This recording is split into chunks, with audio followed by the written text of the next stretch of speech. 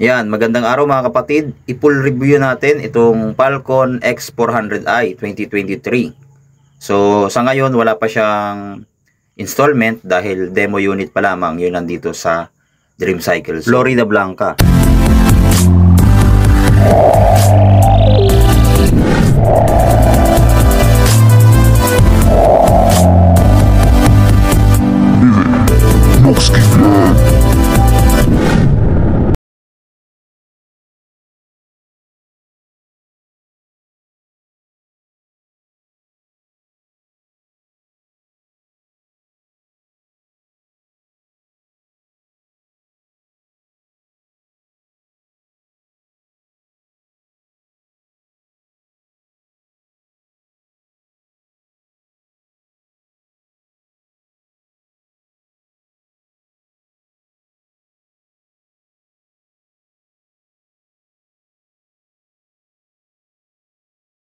So ito yung Pecon Falcon X400cc.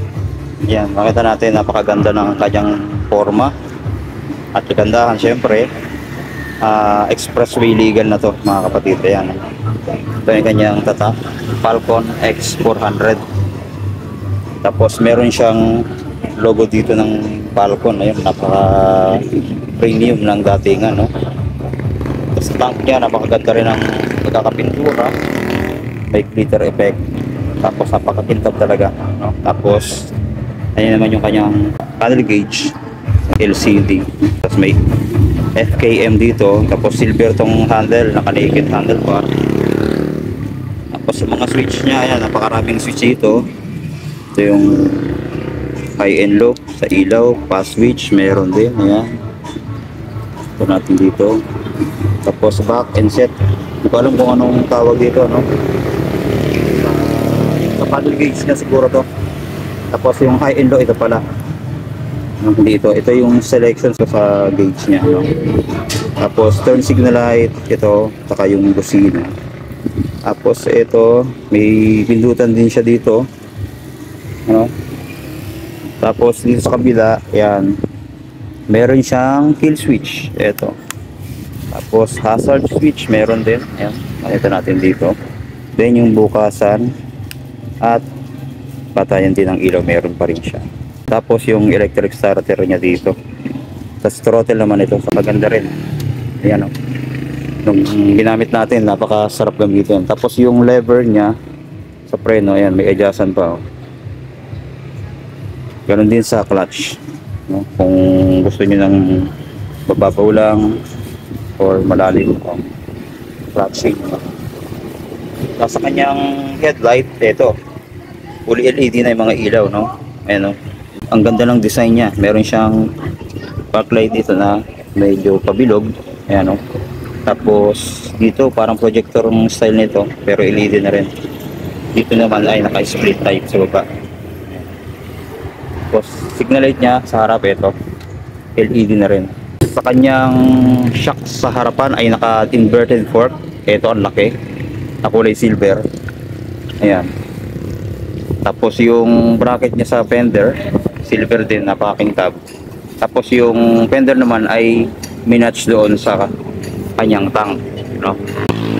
Tapos sa harap, ito, yung disc brake niya, ito, dalawa na yung kanyang disc brake, no? Kabilaan. So napakalakas nung ginamit natin. So banayad lang naman yung paggamit natin, yung likod pa rin ang ginagamit natin. Napakalakas niyan, no? Tapos naka dual fat caliper na kulay black dito. Yan. Tapos tubeless na yung gulong. Ang size ng gulong dito sa harapan ay 110 by 70 by 17. Dito naman sa likod, ang size na ay 150 by 60 by 17. Tubeless na rin, ayan yung gulong niya. Tapos ang tatak ng kanyang gulong ay Kenda curve. Ayan. O, Kenda, no? Tapos disc brake din yung likuran niya. Ayan, naka single fat na malaki, no?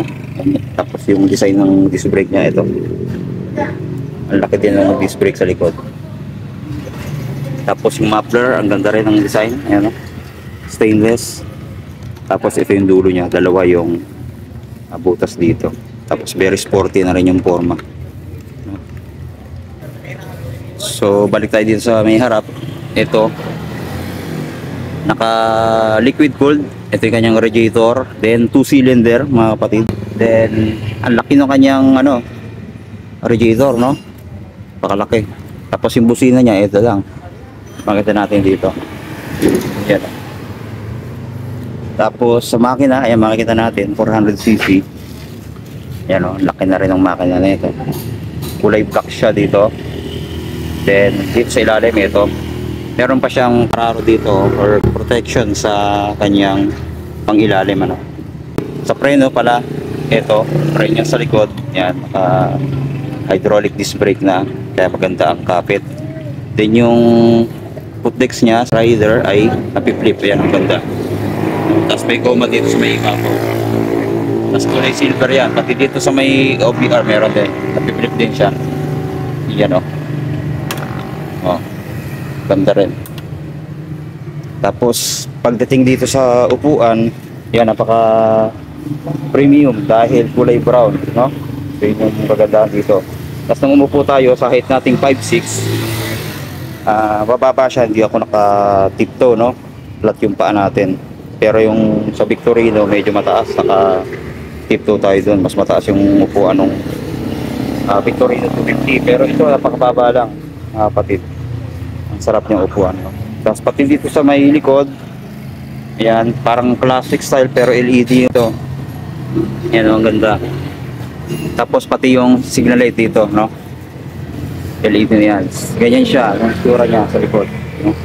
Tapos meron pa siya dito na pinaka fender sa likod, naka-separate siya. Tapos andito yung ilaw sa plate holder, then may reflector pa yan dito. Yan, bali nakakabit siya dito, no? Sa kanyang swing arm. Yan, yung kanyang style, kaiba din. Tapos sa swing arm niya, napakalaki din. Ayan, heavy duty. Tapos mayroon pa siyang grab bar dito, ayan, oh, sa may OBR. Dito siya hahawak, kabilaan po yan, no? Tapos ang ganda rin, meron pa siya ditong design. Tapos yung shifting nito mga kapatid ay 6-speed manual transmission. Bali 1 down 5 up po nung ginamit natin, no? Tapos dito mapansin nyo dito sa kanyang chassis, ayan, napakaganda, ang lalaki ng bakal. Tapos makintab na rin yung pagkapintura niya, may pagka glitter effect din mga kapatid. Hindi sila nagkakalayo na ito ng kulay, medyo mas dark lang to ng konti. So napakaganda nung kanyang pintura. Sa tank, ito, napakalaki din ng fuel capacity na ito, no? Ayan. Tapos yung kanyang cap, ito naman, kulay silver siya. Tapos kagandahan dito mga kapatid, dalawang option ang pwede mong gawin. Pwede siyang isusi, pwede ding keyless, no? Dalawa po. So ayan, sa mga gusto na ito, no? Mga gustong bumiyahe sa NLEX or pang long ride, pwede na itong motor na to, no? So punta na lang kayo dito at mag-inquire kayo, hanapin nyo si Sir Ronel Mariano para ma-assist nila kayo. So ayan po, maraming salamat na review natin ng konti itong motor na to, at napakita na rin natin sa ating test drive kung paano siya mag-operate, and then kung gaano siya kalakas yung makina na ito. So ayos na ayos to mga kapatid dahil nasubukan na natin.